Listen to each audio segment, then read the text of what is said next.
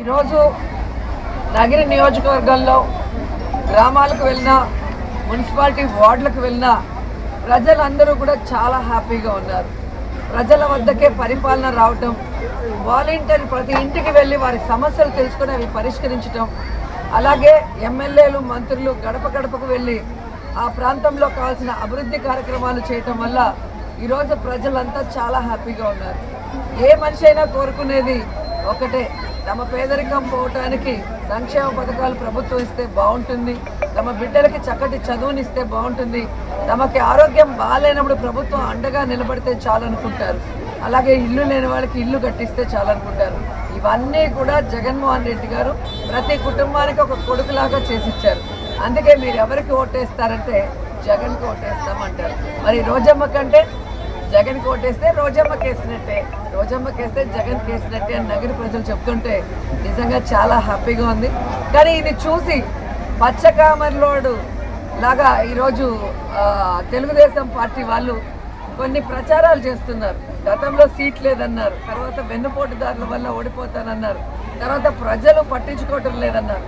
మీరే చూశారు కదా, ఈరోజు వెన్నుపోటుదారులు ఇన్ని రోజులు పార్టీలో ఉండి వెన్నుపోట్లు పొడిచారు, ఈరోజు ఆపోజిట్లో ఉన్నారు.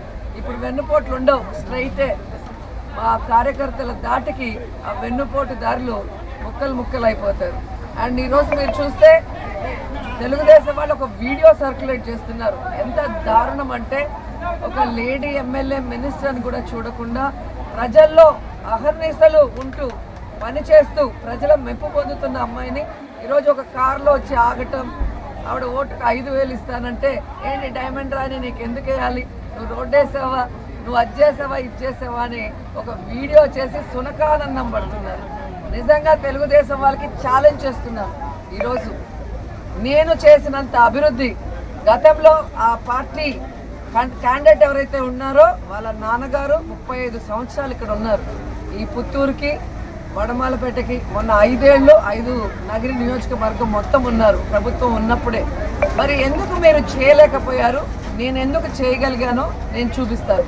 పాలిటెక్నిక్ కాలేజు, ఐటీఐ కాలేజు, పార్కులు, టెంపుల్స్ కట్టించాను, అలాగే ఎలక్ట్రిక్ క్రిమినేషన్స్ షెడ్స్ అంటే గౌరవంగా దహన కార్యక్రమాలు చేయించేది చేశాను, అలాగే షాదీ మహల్ కట్టించాను, కళ్యాణ మండపం కట్టించాను, ఇంకో కళ్యాణ మండపం కన్స్ట్రక్షన్ జరుగుతుంది.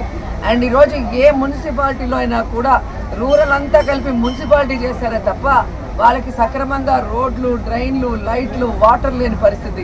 ఈరోజు నేను గర్వంగా చెప్పగలను, ఈరోజు అన్ని వార్డులలో కూడా నేను ఎంత చక్కగా అభివృద్ధి చేశానో నేను చూపించడానికి రెడీగా ఉన్నాను. అలాగే ప్రతి గ్రామాల్లో కూడా సచివాలయ బిల్డింగ్లు, రైతు భరోసా కేంద్రాలు, వెల్నెస్ సెంటర్లు కట్టించి ఈరోజు ప్రజల వద్దకే పరిపాలన తీసుకెళ్ళాం.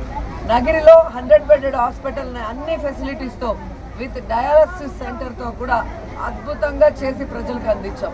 అలాగే అర్బన్లో మీరు అర్బన్ హెల్త్ సెంటర్ని ఏ ప్రాంతానికి ఆ ప్రాంతం కట్టించి ప్రజల ఆరోగ్యాన్ని పరిరక్షిస్తున్నాం. అండ్ జగన్మోహన్ రెడ్డి గారు ఇచ్చిన సంక్షేమాలని పార్టీ చూడకుండా ప్రతి ఇంటికి వచ్చాం. ఈరోజు నేను చేసిన అభివృద్ధికి ప్రజలంతా కూడా నన్ను సొంత బిడ్డలాగా ఆశీర్వదిస్తున్నారు. ఈరోజు నా మీద కంటెస్ట్ చేసేవాడు ఈ పనికిమాలిన వీడియోలు చేసుకొని ఈరోజు పనికిమాలిన లీడర్లు అంటే గంజాగాళ్ళు, అరెస్ట్ అయ్యి కేసులు ఉన్నవాళ్ళు, అలాగే బియ్యం దొంగలు, లిక్కర్ దొంగలు, గతంలో పీడీ యాక్ట్లు ఉన్న వాళ్ళని పెట్టుకొని ఈరోజు ప్రజల్ని హింసిస్తూ ప్రజల చేత తిరస్కరించబడిన ఆ తెలుగుదేశం పార్టీ క్యాండిడేట్ ముందు కళ్ళు కిందకి చూస్తే డెవలప్మెంట్ సంక్షేమం కనిపిస్తుంది, కళ్ళు నెత్తికెక్కాయి కాబట్టి ఇలా ఉంది. ఫస్ట్ మీ అమ్మ మీ తమ్ముడు నీకు ఎందుకు ప్రచారం రాలేదో ఈ నగిరి ప్రజలందరికీ తెలుసు. నీ వల్ల మీ నాన్న చనిపోయారన్న బాధలో నీకు పని చేయమని చంద్రబాబు నాయుడికే చెప్పిన మీ తల్లిగారు తమ్ముడు గారు విషయం ఈ నగిరి ప్రజలందరికీ తెలుసు.